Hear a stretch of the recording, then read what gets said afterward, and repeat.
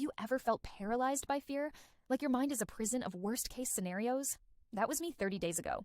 I had panic attacks before meetings, avoided social events, even turned down a promotion because I was terrified of failing.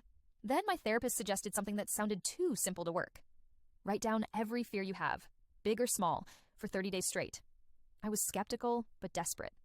Day 1, I filled 3 entire pages with fears. What if my presentation bombs? What if my partner leaves me? What if I never achieve anything meaningful? The list was endless. Day 7, something strange happened. I started noticing patterns in my fears.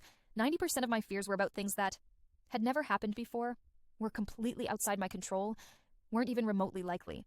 Harvard psychologists call this the exposure paradox. The more you expose your fears to rational thought, the less power they have over you. Day 14, writing became harder.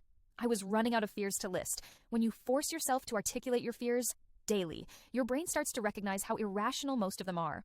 Neuroscientists discovered this process actually shrinks your amygdala, the fear center of your brain, by up to 15% in just 2 weeks. Day 21, I did something I never thought possible. I volunteered to lead a major project at work, something that would have terrified me before. My colleagues were shocked. My boss was impressed. But the biggest shock was how calm I felt. Day 30, I sat down for my final fear journaling session, and something unbelievable happened. I couldn't think of a single fear to write down, not because fears don't exist, but because I developed what psychologists call emotional immunity, the ability to acknowledge fears without being controlled by them. The results?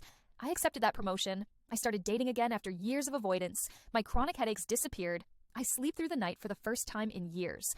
All from one simple habit, writing down my fears for 10 minutes a day. Try it tonight. Just grab a pen and paper. Your future self, the one who's no longer controlled by fear, will thank you. Subscribe for more.